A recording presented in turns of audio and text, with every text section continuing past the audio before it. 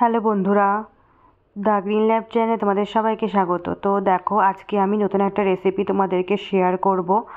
তো এই রেসিপিটি আমি কিভাবে বানাবো সেটাই তোমাদেরকে দেখাবো।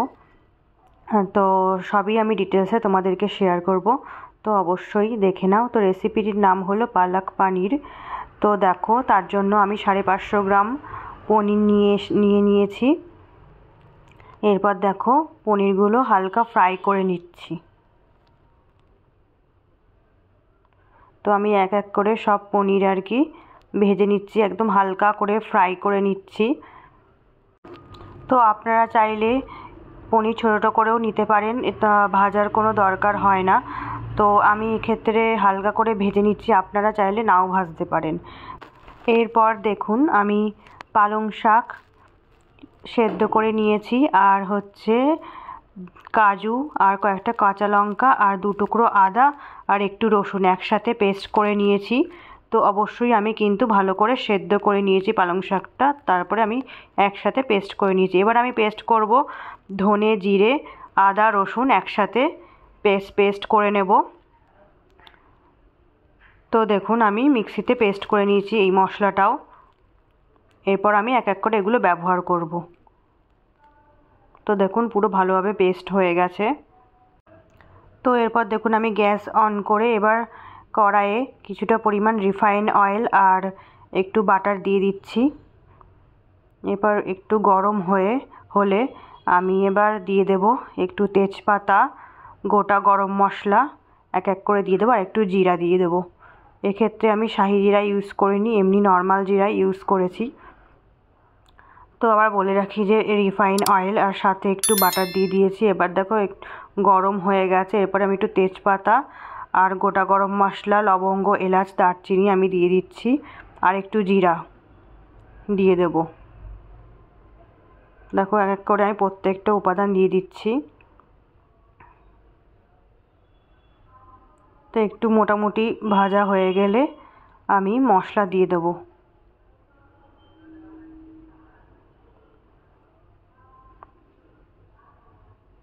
তো দেখো, এক এক করে আমি গোটা গরম মশলা দিয়ে দিচ্ছি। এরপর আমি আগে থেকে পেস্ট করে রাখা আদা, রসুন, জিরে, ধনে এই 4টে একসাথে আমি পেস্ট করে রেখেছিলাম, সেটা তোমাদেরকে দেখালাম, সেটাই আমি দিয়ে দেবো। এরপর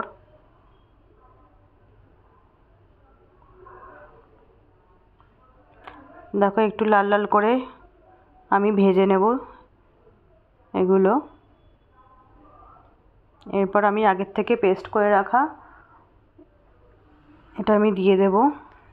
আদা, রসুন, ধনে, জিরে এই 4টে জিনিস পেস্ট করে রেখেছি, সেটাই আমি দিয়ে দিলাম। এবার ভালো করে মশলাটা রান্না করে নেব, যতক্ষণ না এর মধ্যে থেকে তেল না বেরিয়ে যাচ্ছে ততক্ষণ আমি মশলাটা ভালো করে রান্না করব।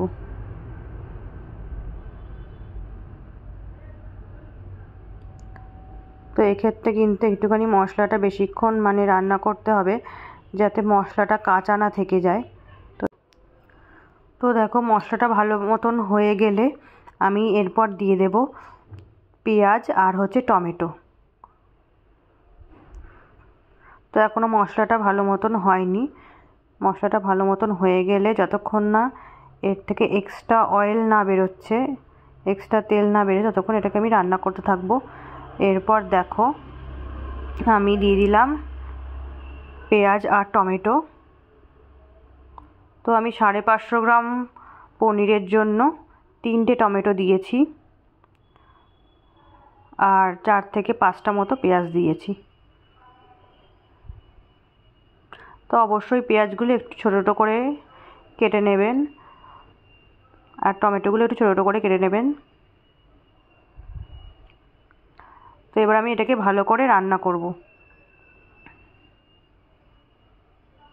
যতক্ষণ না মশলাগুলো ভালো মতন না হচ্ছে ততক্ষণ আমি ভালো করে আর কি রান্না করতে থাকবো। এবার দেখো, অনেকটা হয়ে এসেছে মশলা। এরপর আমি একটু পরিমাণ মতন হলুদ দিয়ে দিলাম।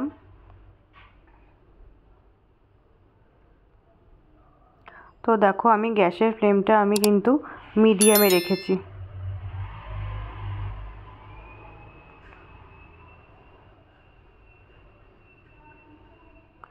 যতক্ষণ না এই মশলা থেকে এক্সট্রা তেল না বেরোয় ততক্ষণ কিন্তু আমি রান্না করব।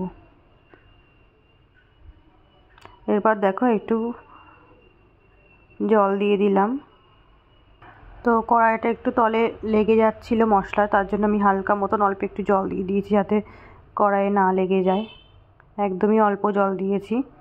এরপর আমি ভালো করে রান্না করব। এরপর আমি যে পালং শাক, আদা, রসুন আর একটু কাজু আর একটু লঙ্কা আর কি পেস্ট করে রেখেছিলাম সেটাই আমি দিয়ে দিলাম।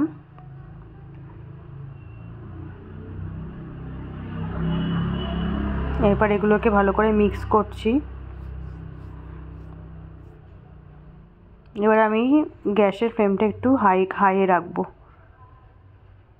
যাতে এই মশলাটা তাড়াতাড়ি ভালোভাবে তৈরি হয়ে যায়। তো দেখো কালারটা কতটা সুন্দর এসেছে পালং শাকের জন্য।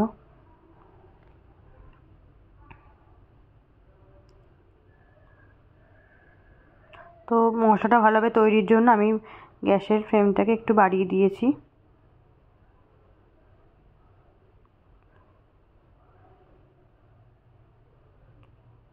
দেখো এই মিক্সারের যে কন্টেনারে যে এক্সট্রা যে মশলা ছিল সেটা পেস্ট যেটা ছিল আমি ধুয়ে এই কড়াইয়ের মধ্যে আবার দিয়ে দিলাম।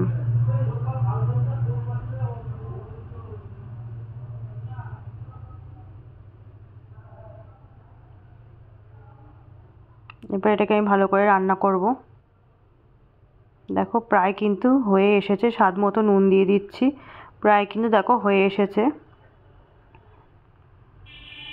গ্রেভিটা কিন্তু ভালো মানে প্রায় হয়ে এসেছে।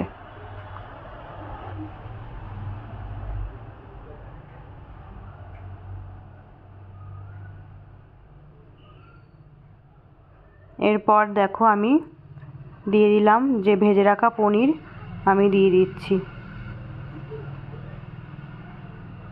এরপর এগুলোকে ভালোভাবে মিক্স করে নেব।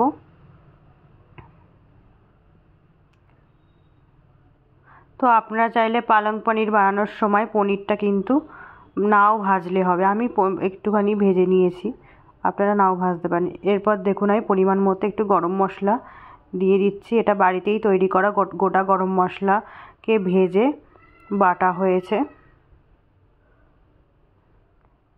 গুঁড়ো করে রাখা গোটা গরম মশলা গুঁড়ো করে রাখা হয়েছে, সেই গরম মশলা দিয়ে দিলাম। এরপর একটু বাটার দিয়ে দিচ্ছি।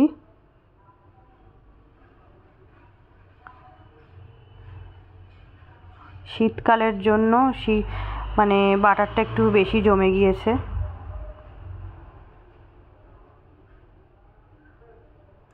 দেখো পনিরের কালারটা কতটা সুন্দর এসেছে, পালক পনির কালারটা। দেখো আমি ভালো করে এবার মিক্স করে নেব। তো বলে রাখি খেতেও কিন্তু খুব সুন্দর হয়েছিল।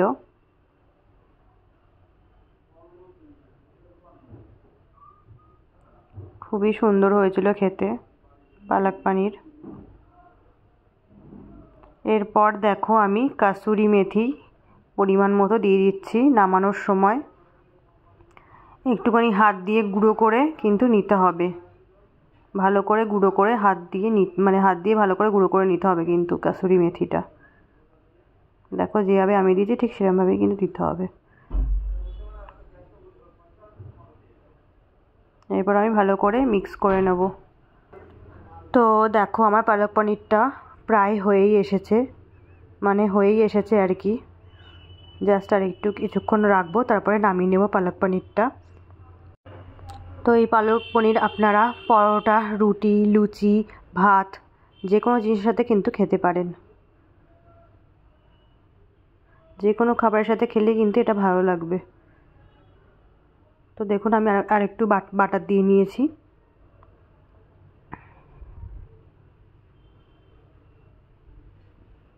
তো আপনারা নামানোর সময় একটু চিনিও দিতে পারেন, কিন্তু আমি কিন্তু কোনো চিনি দিইনি।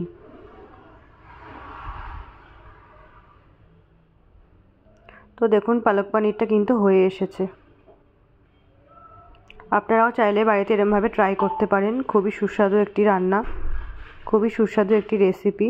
দেখুন কালারটা কতটা সুন্দর এসেছে। এবার আমি নামিয়ে নিচ্ছি। দেখুন আমার পালক পনির হয়ে এসেছে, এবার আমি নামিয়ে নিচ্ছি।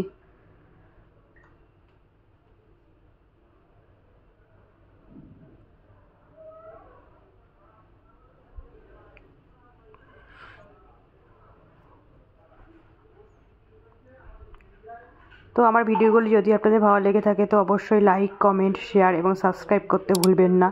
আর এই ধরনের যদি আপনারা ভিডিও দেখতে চান তো অবশ্যই জানাবেন। তো আজকের মতো এটুকু, দেখা হচ্ছে নেক্সট ভিডিওতে।